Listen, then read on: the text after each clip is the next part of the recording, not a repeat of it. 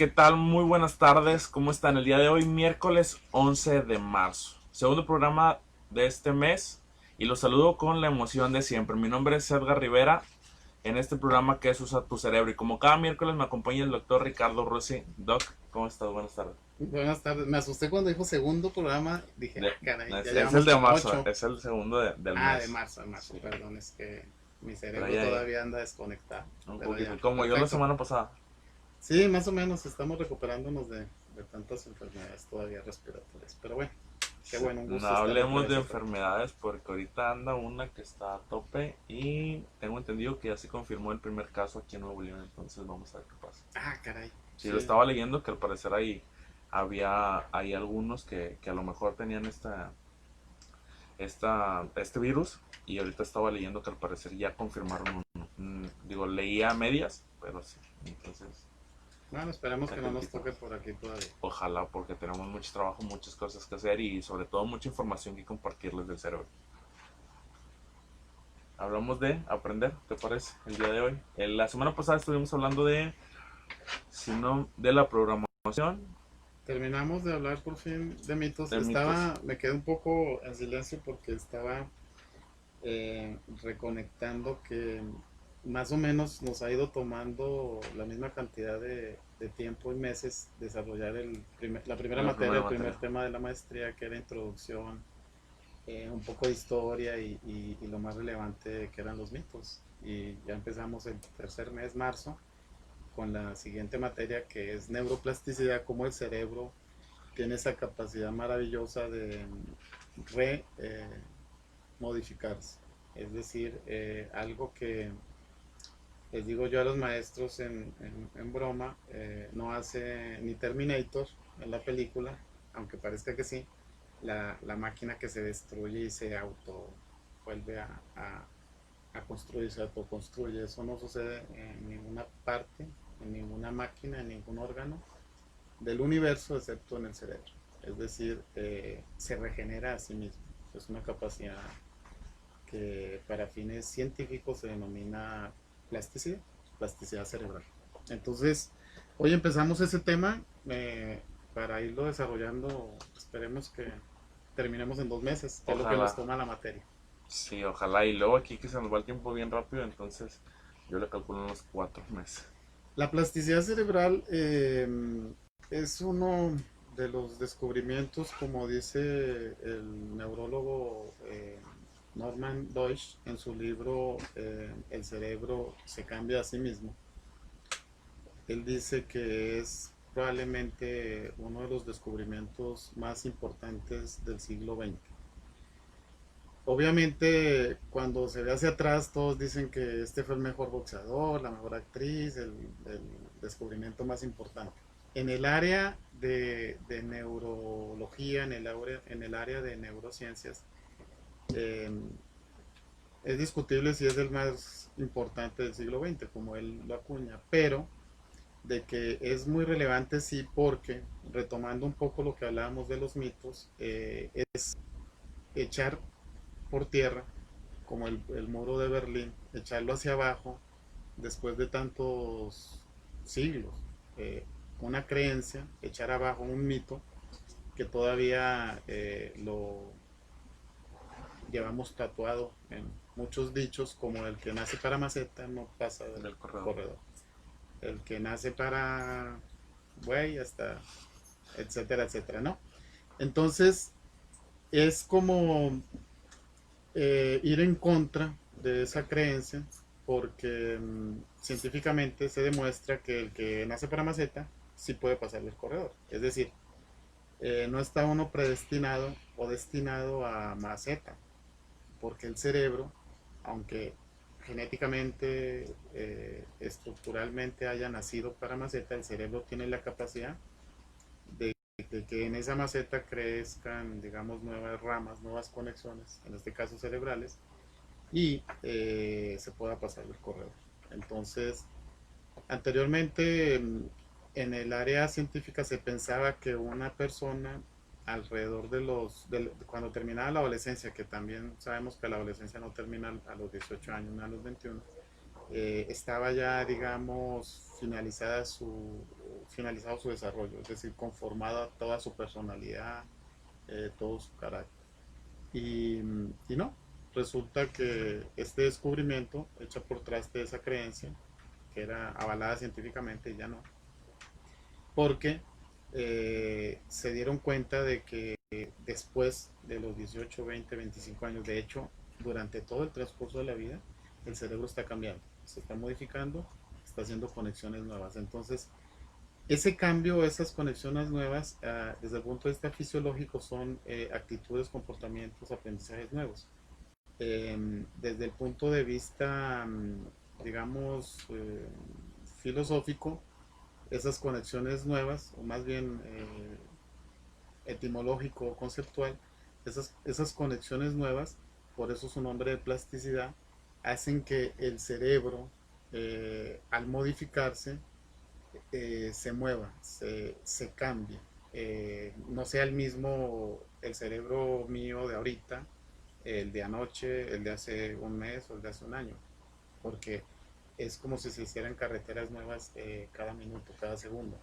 Eso se llama plasticidad o ser plástico. ¿Por qué? Les digo yo en las clases que cuál es la característica del plástico. Pues esa, que es Que se puede moldeable, moldear. que lo puede derretir y lo puede volver a conformar. Entonces, esa remodificación, esa reconformación, esa reconstrucción, no quiere decir que nos quiten un cerebro y nos pongamos otro, sino que se hacen nuevas conexiones, nuevas carreteras, Y va cambiando el de una cerebro. u otra forma, nuevo cableado. Eso es lo que se llama plástico, plasticidad, neuroplasticidad.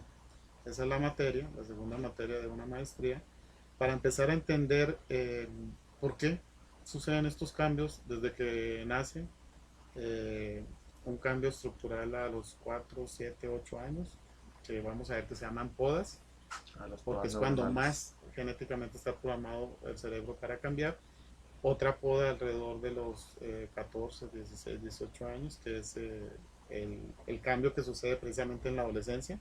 Entonces echa por tierra otro mito de que es que el adolescente es así nada más por la edad, no, es porque están sucediendo estos cambios a nivel cerebral.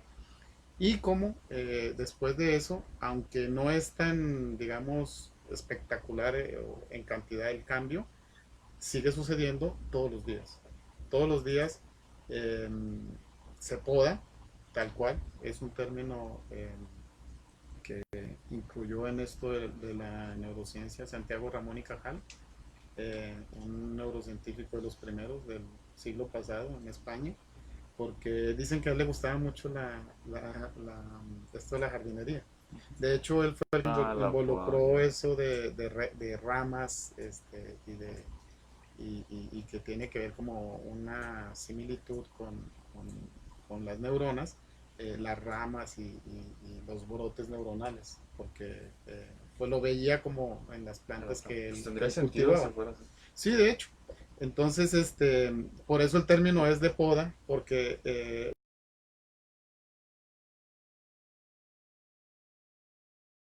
llegando a un cierto follaje, eh, si ustedes no cortan ciertas ramas, esas ramas consumen nutrientes o energía que evitan que el árbol o la planta crezca en todo su esplendor.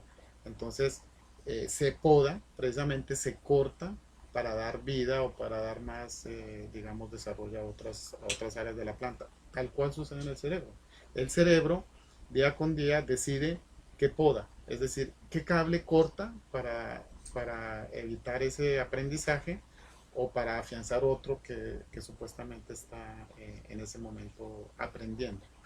Entonces empezamos a ver que todo en el cerebro tiene una base plástica de neuroplasticidad, es decir, todo lo que aprendemos de una u otra forma tiene que ver con hacer conexiones y con deshacer conexiones, podar.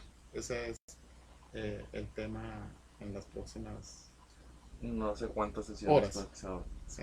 Sí, porque no creo que alcancemos a verlo No, por no, esta no. hora, ¿no? Para nada. Justamente le estaba comentando antes de entrar al aire, al ingeniero, que el lunes estuvimos aquí en la Universidad Gante, la oportunidad y el agradecimiento para el rector el contador público Fernando Garza, y para la directora general, la licenciada Rosalía, en una charla con los coordinadores de acá, eh, aprovechando pues que el lunes no iba a haber mucho movimiento educativo, vaya. Entonces, hablábamos de precisamente estas características que determinan cómo el cerebro se va desarrollando a través de la vida, pero cómo eso va determinando qué se aprende y qué no se aprende. Entenderlo nos da una ventaja Muy grande, ¿no? grande, muy importante, porque es más o menos encontrar las estrategias o el camino adecuado para enseñar y para aprender mejor.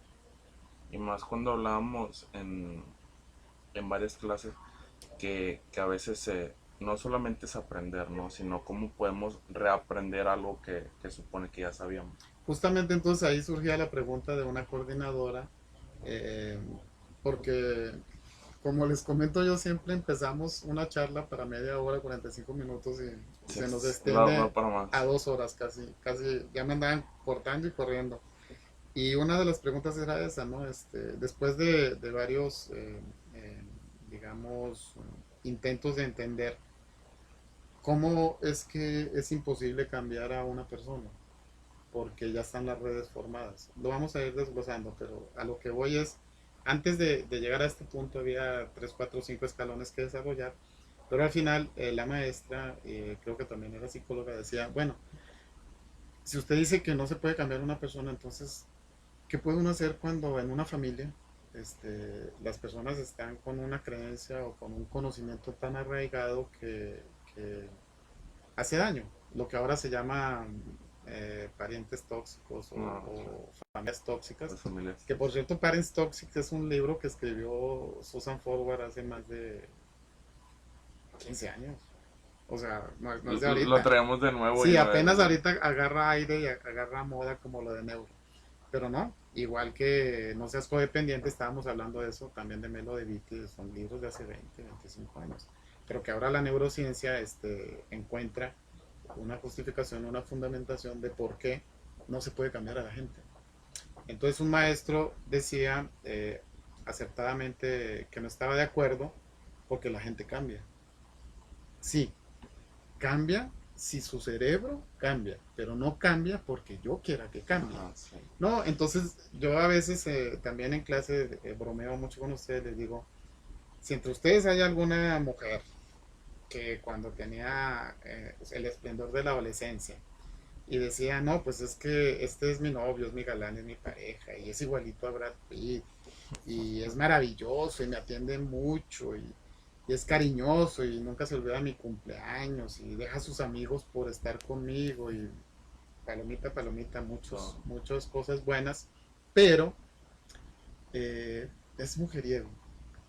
O, pero de vez en cuando se va y se emborracha y se me pierde. De vez en cuando, ¿no? Pero, ay, cuando se enoja a veces, me grita. eso es peor. O a veces me pellizca o me jala el pelo, como el violentómetro del Instituto Politécnico Ah, sí. Nacional, ¿no? Muy interesante. Que empieza primero por, oye, Con esa detallitos. falda está muy cortita, ¿no? ¿Por qué no te la cambias? Comentarios que tienen que ver con esto que estamos viviendo de Actualmente. feminicidios y del Día Internacional de la Mujer el pasado domingo. Entonces, les digo yo en clase, si ustedes como mujeres piensan, como muchas, inclusive aconsejadas por la mamá y las abuelas, cuando te cases lo Va, vas a cambiar, va a ser o él va a diferente. cambiar. Ajá.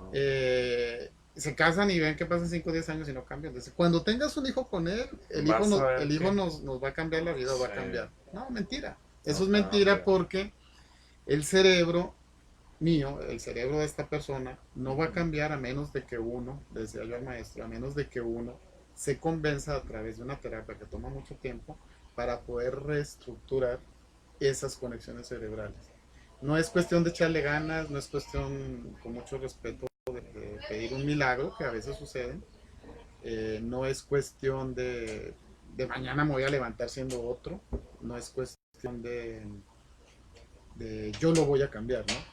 Es que, porque eso es un empoderamiento de la mujer de hace 20 30 años que ha hecho mucho daño y precisamente ocasiona a veces de una forma permisiva, no que lo ocasione directamente, pero de una forma permisiva, que el hombre sea abusivo y sea inclusive agresivo y violento. Porque dice es que yo lo voy a cambiar, yo tengo el poder de cambiar, yo como mujer y ella y él que me ama tanto, entonces yo lo voy a cambiar, ¿no? Uno puede hacer, le decía yo al maestro, estrategias, los psicólogos, terapia, los psiquiatras, etcétera, etcétera, para que esa persona algún día se concientice y diga, bueno, tengo que cambiar mi forma de ser porque con esto estoy dañando, estoy perjudicando, estoy, eh, digamos, haciendo infeliz a otras personas o a mi familia. Pero que una mujer o un hombre, vaya, desde afuera pueda cambiar a esa persona o ese cerebro, es imposible. Tiene que ser el mismo cerebro que se modifica a sí mismo, como dice el libro de Norman Doyle. Entonces esa vez es un poquito, le digo yo a algunas mujeres cuando hablamos de estos temas, ya más en lo personal, les digo yo, es muy agrio o muy, le dicen a uno el limón, porque le quita ¿El encanto? el encanto, esa es la palabra, el encanto a todo, ¿no? Al amor, como en los libros del doctor Calixto, ¿no? Pues el amor es esto y esto y esto, estas son estas Y se conexiones, acabó. está aquí y está allá. Entonces, le quita como ese glamour de los ¿Será, años pasados. será que por eso dicen que entre más cosas ignoras, más feliz eres? O sea, Sí, si te casas con la idea de que el amor es maravilloso y ya. de hecho, esa es una verdad absoluta. Entre más ignora uno, más feliz es porque menos conoce el Ajá. porqué de las cosas y menos se preocupa Por detallito, de ¿no? tratar de Ajá. arreglarlas. Pero ese es el problema, en en esas circunstancias, pues entonces uno no, vaya, no le queda muy claro el concepto de por qué se puede cambiar o no cambiar en determinado momento de la vida. Pero bueno, aquí la idea es entender precisamente cuál es el sustrato, se llama eso, para que no se confundan mucho, neurofisiológico, es decir, del funcionamiento de este órgano, para entender cómo si una persona a través de la vida, de hecho va cambiando, quiera o no quiera, pero cómo si se puede redirigir ese cambio. Que eso sí es una herramienta muy poderosa. Y ese cambio también va a raíz de la experiencia, ¿no? De lo que vive. Mucho, mucho de No la experiencia. es un mayor porcentaje a simplemente decir, yo quiero cambiar, voy a cambiar y voy a cambiar y voy a cambiar. Va de acuerdo a lo que vive, a lo que experimenta. Sí, porque por ejemplo, igual vamos a poner un concepto, el amor. El amor no es lo mismo como lo vive o lo experimenta o lo conceptualiza un niño a los 6 7 años cuando ya empieza a entender un poco términos abstractos que cuando uno lo vive o lo experimenta a los 18 años, ¿no? Que el amor de mi vida Y te quieres casar, no tienes una semana, un mes y ya te amo y te quieres casar. sí, y de hecho, el doctor Ernesto Lamoglia decía hace muchos años que las grandes conquistas, los grandes palacios como el Taj Mahal o Carlo Magno o Cleopatra, eh, se hacían esas grandes empresas, esas grandes conquistas, vaya, en edades tempranas, 18 20 22 24 años, porque en ese momento es cuando se vive esa pasión así desbordada, no la madurez de, yo cómo voy a construir este palacio por amor, o sea, No, no sé. no, espero que es que aquí se gasta mucho dinero, con ese dinero yo podría hacer esto, aquello, lo otro, pero a los 18 20 años, Te vale y literalmente va da el dinero y la vida para por esa ese cosa. amor, precisamente porque no está desarrollada esa capacidad de entender cómo se vive o se desarrolla como hoy al día como al día de hoy las conexiones cerebrales. Y ya después entra otro elemento importante que tiene que ver con esa maduración, esas conexiones de un lóbulo que es el que tenemos cercano de la frente, que es el lóbulo frontal, que ya redirige o calma o frena un poco todas esas pasiones sobre todo de la adolescencia. Entonces ya se vuelve uno más realmente previsor y no tan desbocado como decía el doctor Lamoglia en esos años de mucha pasión y de mucho ajetreo que son la adolescencia, previos a la madurez. Qué interesante. Tenemos más de qué hablar. No vamos a hablar. Fíjate que me siento, no sé por qué, no sé si es por la hora. De hecho, estás cansado.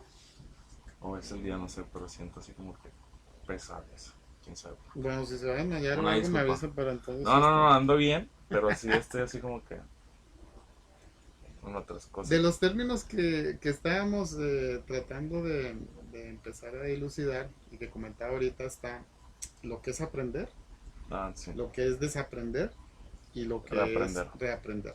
Les Exactamente. comentaba de esta maestra que hizo la pregunta, entonces cuando las personas son tan cuadradas, no cabe la posibilidad, o si cabe, de desaprender o de reaprender, Se me que hace muy difícil es ahí un cuando es debate. muy cuadrado. Entonces yo le decía, bueno, cuando la gente ya tiene un concepto muy cuadrado de lo que sea, De un vaya, tema en de, un, específico.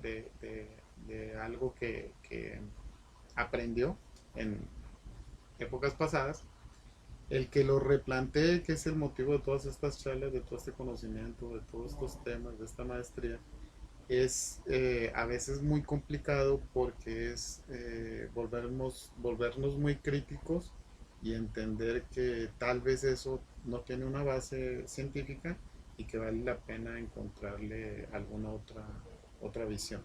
Entonces, eh, sí, un poquito decepcionada en el aspecto de que pues a la familia no la puedo uno cambiar, pero hay que Exactamente. entender también que no es a mi familia, es a cualquier ser humano no se puede cambiar, a menos de que él quiera. No escogemos dónde vivir, dónde nacer, no escogemos a nuestros padres, no escogemos a nuestros hermanos, no escogemos, pero sí escogemos con quién vamos a vivir o con quién vamos a tener hijos. Entonces ahí es la importancia de entender este tema. Esto de aprender y desaprender es un debate que existe inclusive al día de hoy todavía entre algunos neurocientíficos para que vean que no todo es color de rosa y que no todos están de acuerdo. Pero si les interesa el tema, les recomiendo el video que les coloco a ustedes de David Bueno. Él es un genetista de la Universidad de Barcelona, neurocientífico, apasionado de la neuroeducación también desde hace años. Tiene un libro muy interesante que se llama Papiroflexia, porque con esto de la papiroflexia es esto de hacer figuritas con el papel. Ajá. Hace un experimento, ahí se los recomiendo para que lo vean porque si no, no terminamos. Son conferencias de una hora. Y, y él explica que es imposible desaprender. Entonces muchos maestros y muchas personas dicen, A ver, a ver, ¿cómo? pero si yo consigo un libro, yo hice un diplomado, a mí me dieron una materia y ahí le decían a uno que sí, que uno puede desaprender, como olvidar lo que uno aprendió, o como quien escribe en el pizarrón y va y lo Y lo borro. borra y entonces queda otra vez como nuevo. En el cerebro no se puede. No se puede porque, les digo yo a ustedes en clase, sería como si yo tuviera la capacidad de ir a cortar un cable. Recuerden que el cerebro está hecho de conexiones de cables. Cada cable puede encender un foco, o, es decir, una idea, una actitud, un comportamiento, etcétera, etcétera. Pero no es uno, sino miles de millones de cables que interactúan para encender todo lo que nuestro cerebro hace y piensa. Entonces, si nos ponemos a pensar que no es un solo cable, el que yo puedo cortar, por ejemplo, yo creo que las mujeres con esto de la violencia son objetos y yo soy su dueño y las puedo violentar, pues sería fácil ir y cortar el cable, ¿no? ¿No? Pero son miles de millones de cables. Entonces yo no puedo ir a cortar miles y millones de cables microscópicamente. Me llevaría toda la vida y no hay un microscopio tan poderoso para decir, ah, mire, ni está marcado de un colorcito para decir, como hacen los electricistas, este es el amarillo, este es el rojo, este es el azul, ya sé a qué foco o a qué actitud, a qué comportamiento va a llevar ese cableado. Entonces, dice David, bueno, que es imposible, porque no se puede desconectar todos los cables, son miles de millones, no son cientos ni miles, son miles de millones. Un comportamiento, una actitud en un ser humano, por ejemplo, violentar a una mujer, entre muchos, los que ustedes quieran, pero ahorita porque estamos Por el tema, por en lo que estos está temas sucediendo. recientes, no es simple y sencillamente de hablar con él para que entre en conciencia y explicarle, oye, las mujeres también tienen los mismos derechos y ya mañana la persona va a quedar como reseteada. Aunque a veces yo les digo que se resetea, pero ahí a lo que nos referimos es como ponerle nueva gasolina. los neurotransmisores, pero resetear en el aspecto de reiniciar. No, no está mal el término, no resetar, sino reiniciar, sino como reconformar, es decir, cortar los cables totalmente y cables nuevos, eso es imposible. Eso sería desaprender. Tenemos que ir viendo o unificando criterios o conceptos porque sí, muchos, inclusive científicos, dicen que sí se puede desaprender, pero neurofisiológicamente, por eso les recomiendo el video de David Bueno, está la explicación de que es imposible. Inclusive él dice algo muy lapidario al final, que yo les digo a ustedes después de analizar el video, porque lo analizamos un video de 60 minutos, casi minuto por minuto, porque son muchos conceptos. Y al final él dice, puede que uno guarde, oculte o deje allá en un rincón es eso que aprendió de forma equivocada, de forma errónea. Por ejemplo, volvemos a lo mismo, maltratar a una mujer.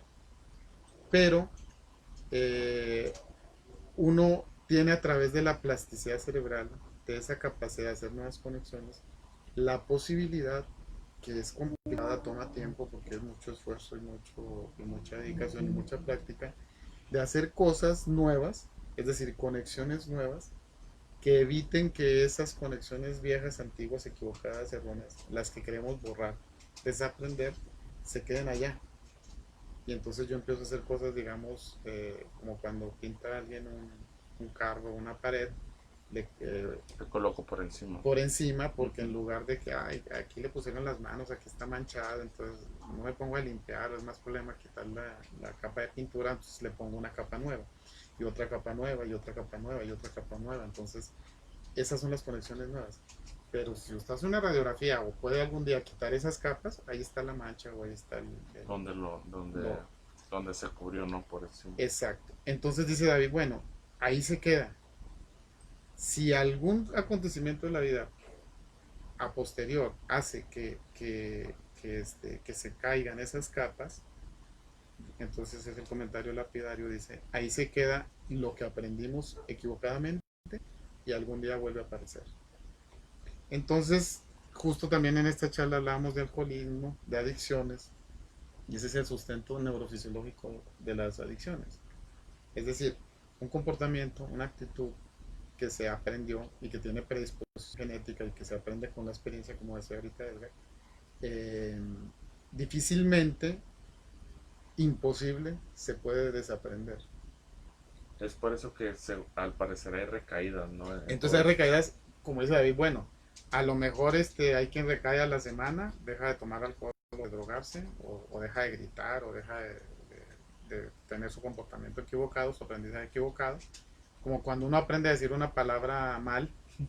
Algunas veces todavía me ha tocado escuchar licenciados y etcétera, etcétera. Hasta un doctor me tocó ayer antes de escucharlo diciendo aiga, porque se aprendió tan bien que no lo puedo borrar. equivocadamente, que como dice David, bueno, viene y aparece cuando uno menos lo espera, ¿no? Entonces vuelve y como que reverbera. Entonces es bien complicado después hacer esos cambios porque no se puede desaprender, no se puede borrar. Y esas son las recaídas. Entonces les colocaba yo a ustedes el señalamiento que dice David, bueno, él no lo dice, lo digo yo, pero vaya, él lo acota ahí de que vuelve a aparecer después, tarde o temprano, por azares del destino. Entonces, es lo mismo una recaída. Entonces, la persona lleva a cabo su actitud, su comportamiento, por ejemplo, en este caso adictivo, y puede, bajo terapia o ciertas condiciones, cambiar, entre comillas. Pero ese cambio es lento y gradual y puede durar meses, años, y ustedes les habrá tocado escuchar o saben de alguien que recayó después de 10 20 años otra Ajá, vez en la bebida, u otra vez en su mal comportamiento, u otra vez en su adicción. Para nuestros amigos que nos están viendo a través del Facebook Live, que a través de la página Radio PG, nos comenta aquí una persona que nos está viendo, Kike Jerry nos dice, entonces en los centros de rehabilitación no funcionan las personas. La persona sigue siendo violenta, es decir, entonces los centros de rehabilitación no funcionan, o sea, porque hablábamos de esto, de que tarde o temprano va a recaer, entonces yo ahorita te voy a dejar qué opinas, pero en mi opinión yo creo que funcionan durante un momento, ¿no? Porque nos pregunta esto, que si funciona o no, que entonces la persona más adelante va a seguir siendo violento. Y también dice que, y no es cierto que los presos salen y deliquen de nuevo a salir, es decir, que si ya cometieron un delito, probablemente están en la cárcel, pero cuando salgan nuevamente van a cometer un delito. Sí, recuerden que tenemos que fundamentar em, la respuesta, ¿no? Ujú.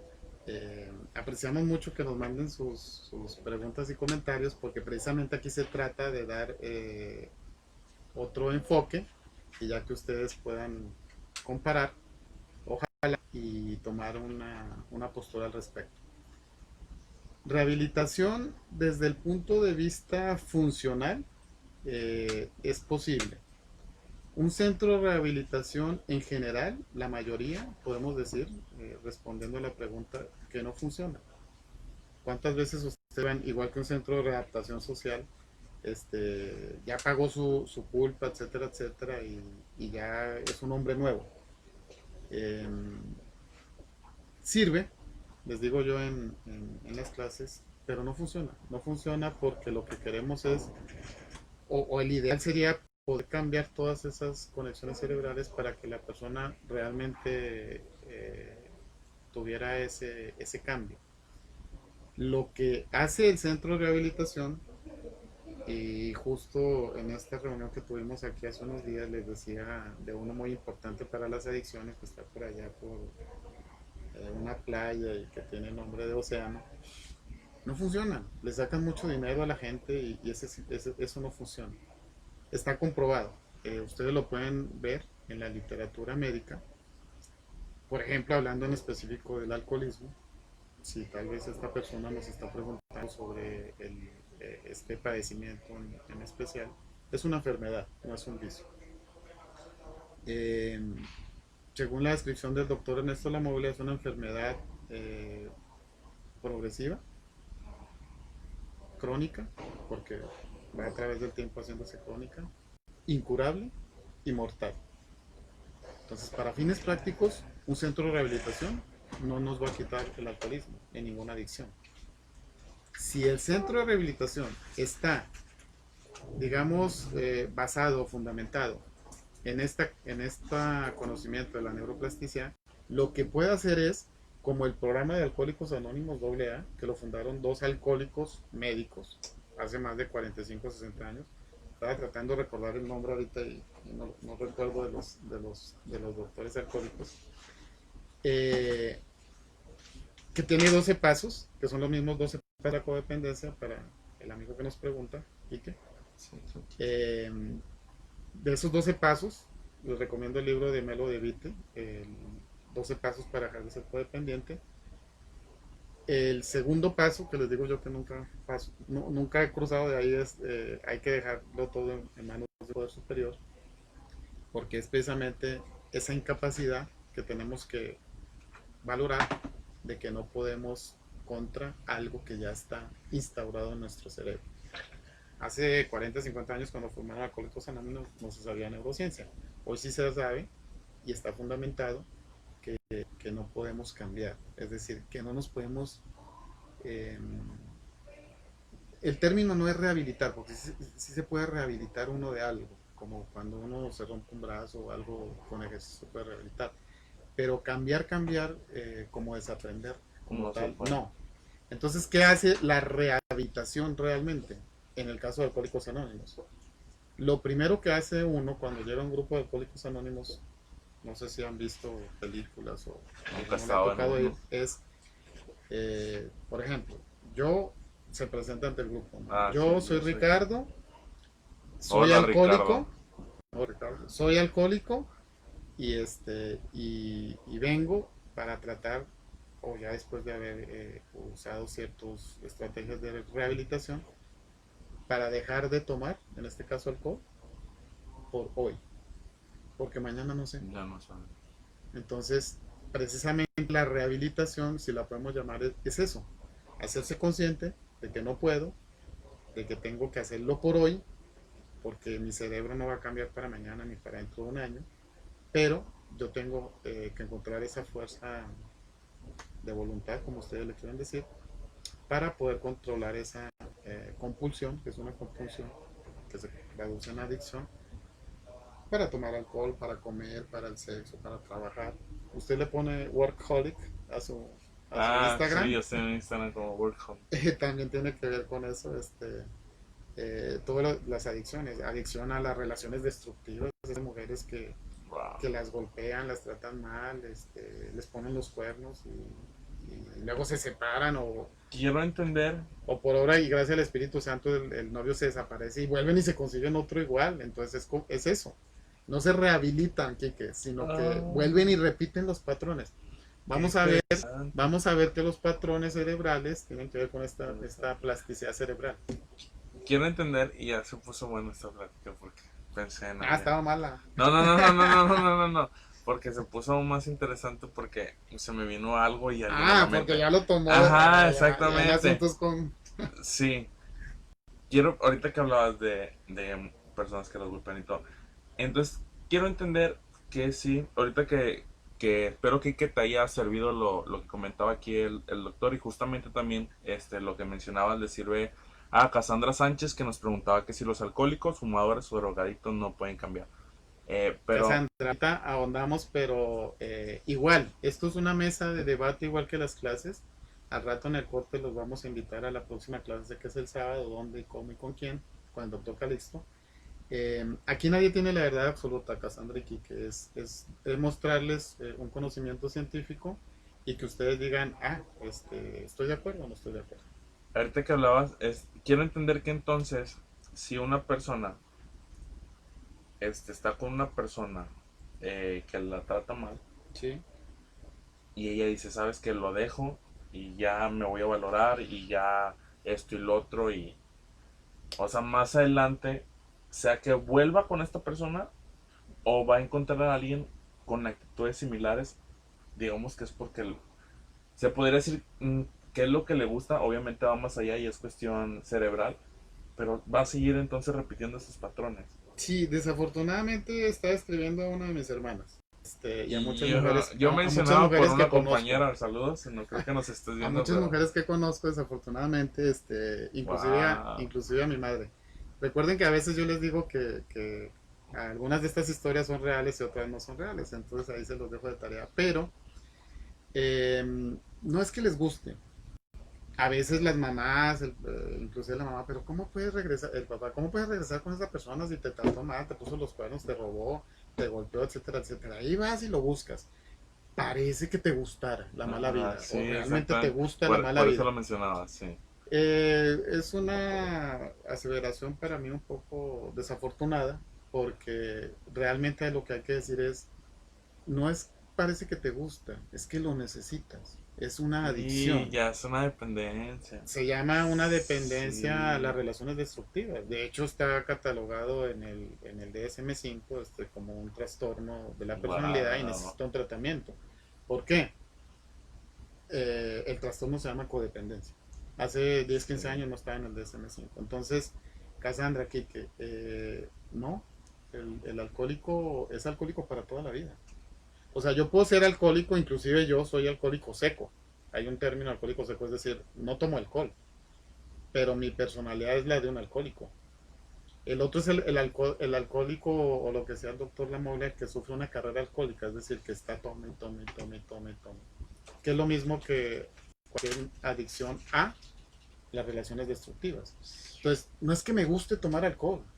Es más, el alcohólico sabe que le hace daño, que se le va a dañar su hígado, que va a perder su dinero, que va a perder su Pero familia, necesita pero lo seguir. necesita. Oh, Entonces, wow. ¿cuántas veces le dicen a un adolescente o un adulto que porque se la pasa la vida tomando, es que te gusta o parece que te gustara?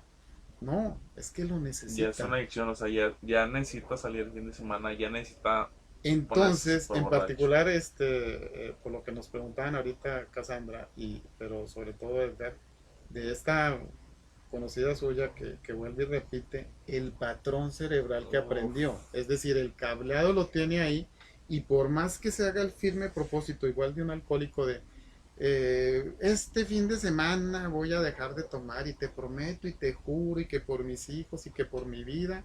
Mentira, Wow. porque él no puede controlar sus conexiones cerebrales que le piden Algo así. tomar alcohol, que le piden ir otra vez con ese novio abusivo, Que con la ese novio otra golpeador, y si no es con este, como es una adicción, se va a buscar a otro que la exacto, es trate como el mal. alcohólico que deja de tomar, no sé, pulque o cerveza y entonces ya toma whisky.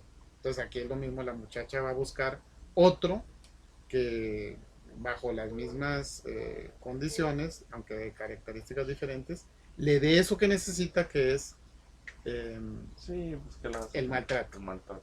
Desafortunadamente es una adicción. Wow. Entonces, Cassandra, la pregunta es si el alcohólico cambia. No, no cambia. Si se puede cambiar, no. Y es alcohólico para toda la vida. Se tiene que asumir en Alcohólicos Anónimos como que tengo una enfermedad incurable. Incurable como a veces se cura el cáncer y el alcoholismo no se puede curar. O sea, uno se puede morir a los 40 años de un infarto cardíaco. Ah, mira, tomó 20 años, pero no se murió de alcohólico. O como decían los viejitos antes, pues yo llevo fumando 40 años y no me ha dado cáncer.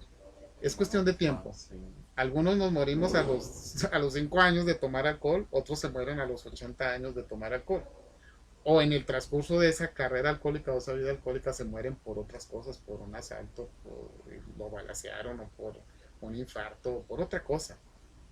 Que si ustedes ahondan en estos temas, por ejemplo el cigarrillo, que también es una adicción a la nicotina y tiene, la última vez que leí los artículos eran 1000 sustancias que causan cáncer, comprobadas. Antes era de que esto puede causar cáncer en las No, o sea, cajetillas. y ahorita No, ellos te esto causan causa cáncer, cáncer compadre. y tiene 1000 sustancias más o menos dentro de lo que el humo le causa cáncer.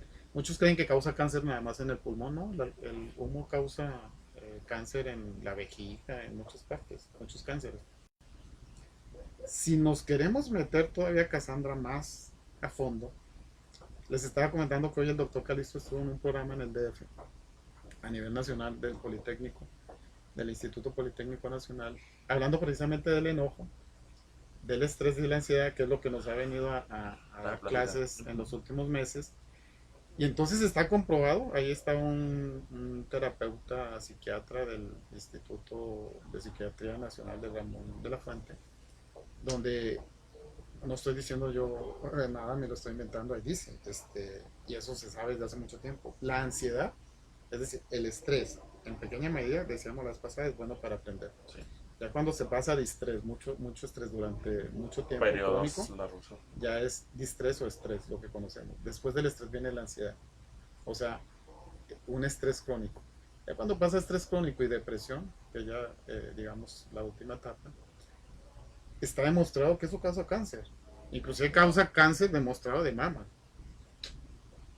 A veces más que en proporción que el cigarrillo o que otras sustancias. Entonces las mujeres o las personas dicen, ¿cómo? Ah, caray.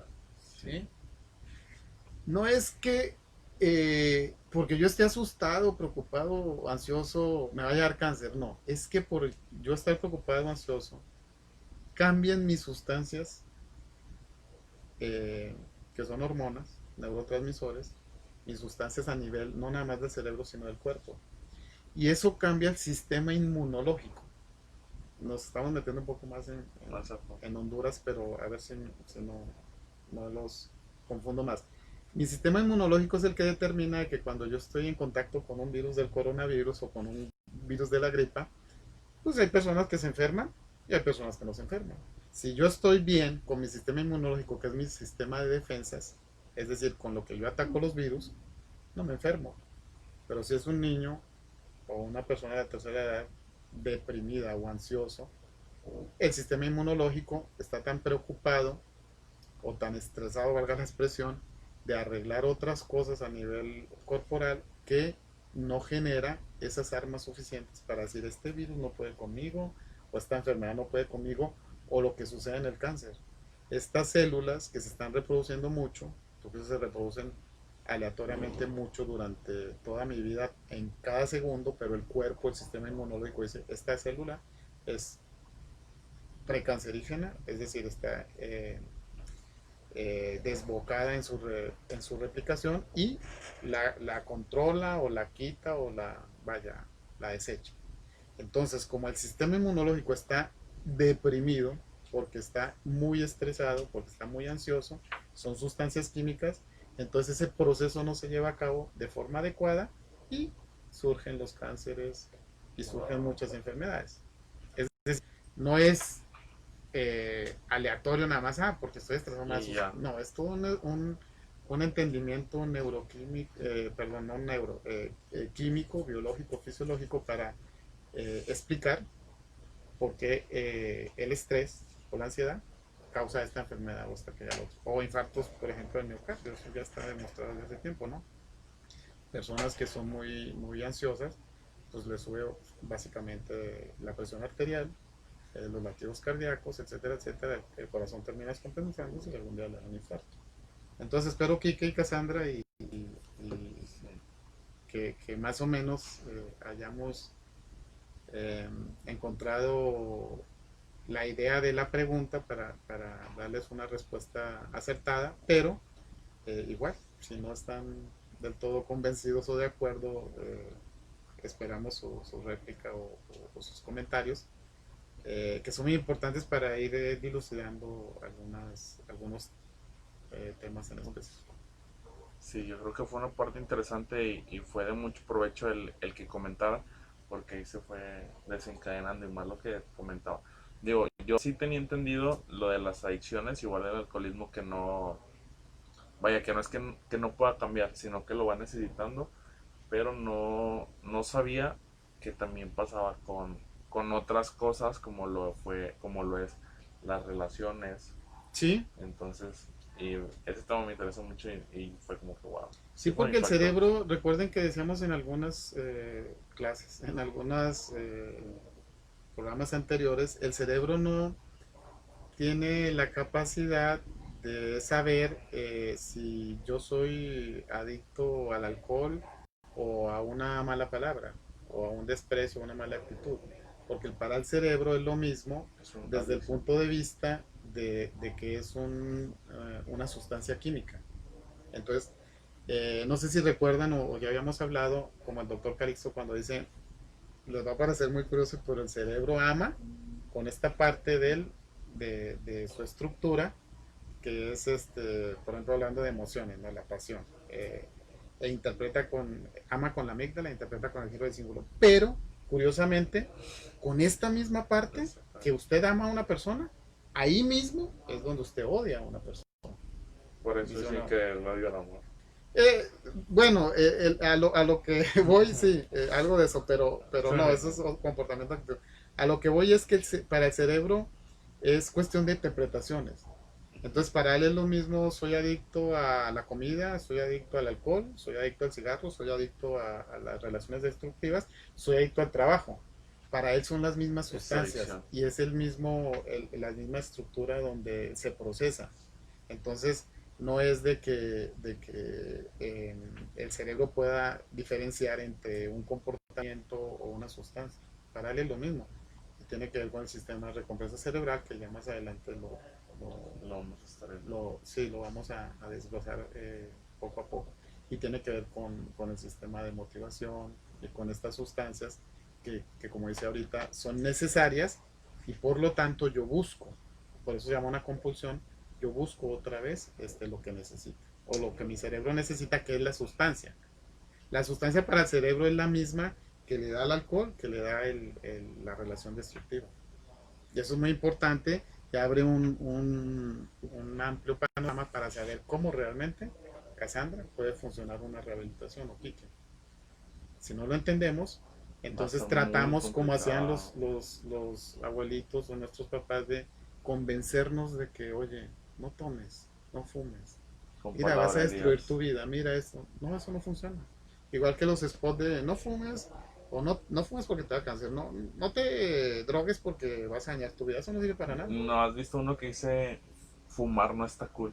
O fumar no está chido. Está muy bonito para gastar dinero y usar ahí la mercadotecnia y tener ¿cómo se dice? La disculpa de que estamos haciendo algo. Pero realmente si no es ahora sí, Cassandra, un sistema que permita a cada persona entender cómo es que funciona y cada quien pueda regenerar, reestructurar su cerebro. Pues lo que me llegan de afuera no sirve, nadie me va a cambiar si yo soy alcohólico. ¿Cuántas veces,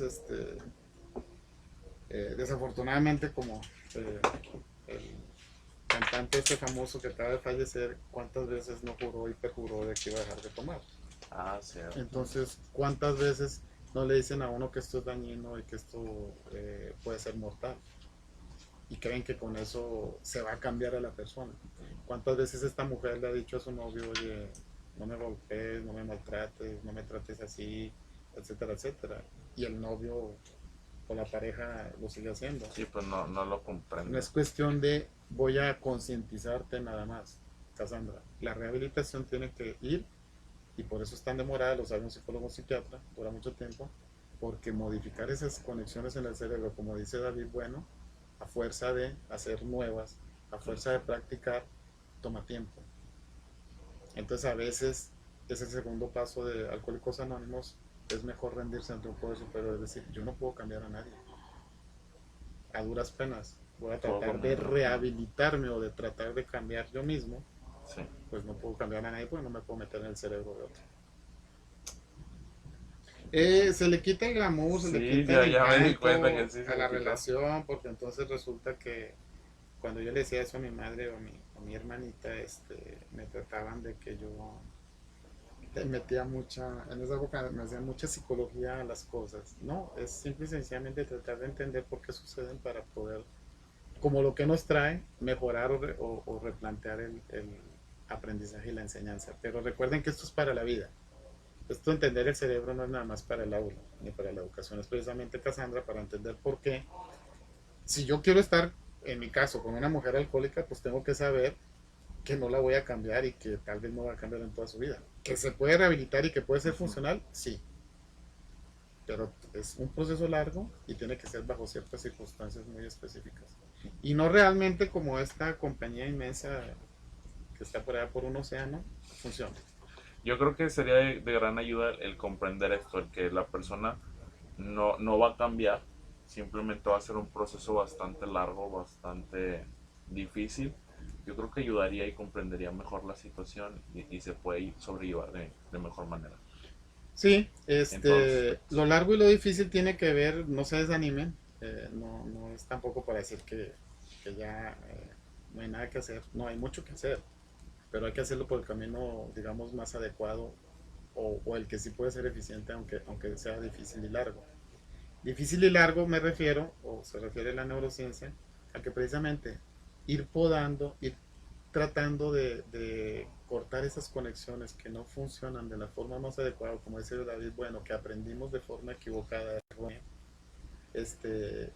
pues es poco a poco, es lentamente. Es como dicen los alcohólicos, por eso, por el día de hoy. Ya mañana corto otras y más, ya, y así. Entonces, cuando se dan cuenta ya pasaron un mes o un año. pero siguen trabajando sobre el día a día, Siguen ¿no? cortando día a día, Ajá. es largo, es difícil, pero sí se puede. Esa es la maravilla de la neuroplasticidad cerebral. Es decir, el cambio es posible, pero no es posible nada más porque yo lo voy Porque a yo lo quiero. cambiar, Ajá. porque yo con mi amor la voy a cambiar, porque viendo que yo soy buena gente, pues ya no me va a golpear. No, el cambio tiene que ir a la mano de una terapia adecuada a veces. eh, en caso, por ejemplo, como la depresión, muchos alcohólicos no son eh, alcohólicos, voy a decir una tontería, alcohólicos de por sí, sino que el sustrato es una depresión. Entonces muchos necesitan medicamento. Okay. Y el medicamento con la depresión hace que se controle el alcoholismo. No se les va a quitar la enfermedad, porque es una enfermedad, pero hace que se controle la compulsión. Entonces es terapia, es a veces tratamiento médico, digamos, algún medicamento y paciencia porque es un camino largo y difícil. Pero de Pues que se puede, Cassandra. hay que tener mucha paciencia sobre todo. Conocimiento. Yo creo La que paciencia es algo que, un término que casi, fíjese, con mi parte del cerebro que odio, con mi parte del cerebro que amo, Es un término que casi casi odio porque era lo que mi madre nos decía Sé cuando mi paciente. padre se violentaba. Ok. Hay que tenerle paciencia, tengan paciencia. Entonces, hace unos meses, todavía me dijo alguna vez, hay que tenerle paciencia. Le digo yo, pero llevamos como 80 años teniéndole Pero, paciencia, ¿no? ¿cuánto tiempo más le voy a tener paciencia? ¿Cuánta paciencia más? No, es paciencia en el aspecto de saber de que es largo y difícil. Hay O que ser no, no, pacientes no y aguantarle, que hay pues. recaídas, como dice David. Bueno, pero no esa paciencia de aguantar y hágame lo que quiera durante 80 años y luego a ver si mañana se levanta siendo otro diferente, ¿no? Esa paciencia no, esa paciencia la odio. Sí, hombre. Quiero pensar que eso es de lo que tú dices, de que tiene que entender qué es verdad y qué es mentira. Entonces eso es aprender, nos extendemos, pero muy interesante, es imposible eh, para el cerebro, neurofisiológicamente. Yo creo que queda claro con el ejemplo que brindabas, el de la pintura, ¿no? O sea, que puedes poner varias capas encima, pero va a llegar un momento en el cual la pintura se va a empezar a caer, a caer, a caer, y vas a ver la huella que trataste de tapar, Entonces el otro concepto es de reaprender. aprender, Entonces reaprender es lo que tenemos que ir viendo ahorita poco a poco para comparar. comparar el reaprender, que eso también es bastante interesante. Vamos a hablar sobre conceptos, tenemos tiempo, Pues no sé cómo andemos de tenemos, tiempo. sí, tenemos 5 minutos. ¿Va a Bueno, haber corte? entonces para el corte. Vamos a ir entonces. Antes de terminar, con los amigos que nos están escuchando a través de la página de www.upg.mx, a un corte musical. Mientras tanto, seguimos aquí en el Facebook de Radio UPG. A nuestros amigos que nos están escuchando aquí en Radio UPG, agradecemos mucho que sigan con nosotros. El día de hoy tenemos mucha información que compartirles y es que este próximo sábado nos acompaña nuevamente el doctor Eduardo Calixto, ¿es correcto? Sí, vamos como a cerrar estas jornadas que se abrieron hace como un mes. Nos ha acompañado ya en un par de fines de semana estas jornadas de neurociencia aplicada a la educación. Un agradecimiento a la Universidad Pedro de Gantea, al rector, el contador público Fernando Garza, y a la directora general, la licenciada Rosalía, porque ahorita este sábado continúa lo de hace más o menos unos 20 días cuando dio la conferencia el doctor Eduardo Calixto sobre la violencia y su impacto en el aprendizaje y en la toma de decisiones. Ahorita ya va a abarcar otros temas durante todo el sábado prácticamente de las 10 de la mañana hasta las 3 de la tarde. No. Están invitados al auditorio José Garza Garza, nuevo, recién inaugurado por el doctor Calixto, Ajá. en la sede de la FE de la Universidad Pedro de Gante, desde las 10 de la mañana hasta las 3 de la tarde. Quien quiera un descuento especial, habla aquí con Edgar a través del Facebook para los docentes, y si no, pues No se hay que arregla. pagar una cuota cómoda y mínima de recuperación. Pero el que esté interesado, comuníquese por favor a Neuroeducación Monterrey por Facebook, al grupo de Neuroeducación Monterrey por Facebook o al perfil de De neuroeducación. Neuroeducación Monterrey por inbox. Todo es Neuroeducación Monterrey, recuerden, para conseguir ahí algún descuento, sobre todo para docentes. En esta ocasión él va a hablar de 6 temas, más o menos en 5 horas. Sí. Prácticamente van a ser 5 conferencias, imagínense. Más que lo que habló en el Congreso, creo, porque el Congreso Fueron 3 horas a lo mucho. Sí. Y va a hablar de un tema muy interesante que es el ejercicio físico. Les mandé un video de Wendy Suzuki, no sé si ya lo vio. Porque no es nada más hacer ejercicio por hacer ejercicio, que era lo que antes se pensaba, pues para tener una vida sana, un cuerpo sano, un cuerpo agradable, no subir de peso y tener un corazón que me dure muchos años.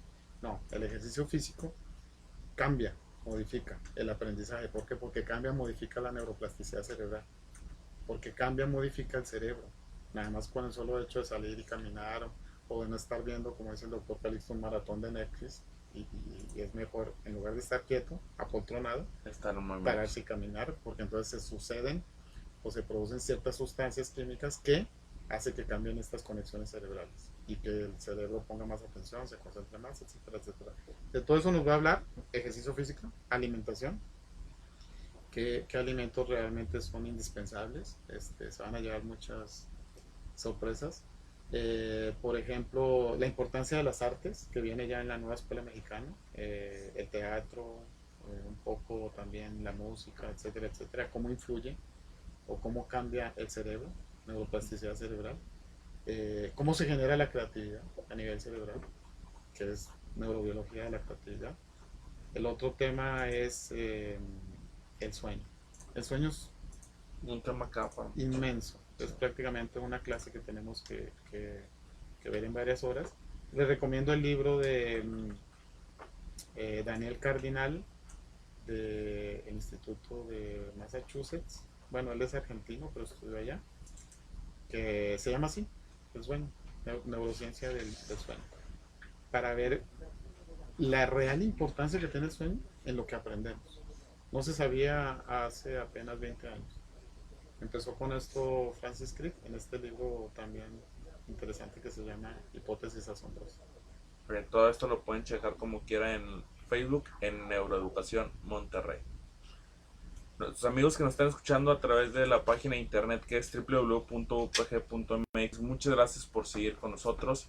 De igual forma, nuestros amigos que nos están viendo en el Facebook de Radio UPG. Te recuerdo nuestras redes sociales. En Facebook y YouTube nos puedes encontrar como Radio UPG. Y en Twitter e Instagram como Radio UPG Oficial. Recuerda que también te puedes comunicar con nosotros a las líneas aquí en cabina, que son el 81 8603 3603 y el 81 8603 3602. Recuerda que también tenemos redes sociales personales. El doctor Ricardo Russi lo puedes encontrar en Neuroeducación Monterrey en Facebook. Es un grupo, es una página, una fanpage y es un perfil. Y a un servidor lo puedes encontrar en Twitter e Instagram como Edgar-Rivera V y en Facebook como Edgar Rivera 6M.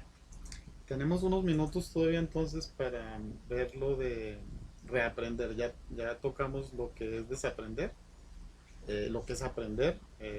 Lo hemos ido dilucidando a través de todas estas charlas. Hoy tocó desaprender y reaprender. Reaprender es esta parte, les repito el video de David Bueno en la Universidad de Barcelona, habla de que la neuroplasticidad a nivel cerebral, las nuevas conexiones del no cableado, cuando uno aprende algo, el video se titula así, cambia nuestro cerebro. Es decir, el cerebro es otro, es diferente. Usted lo comentaba muy acertadamente, en eso influyen muchas cosas.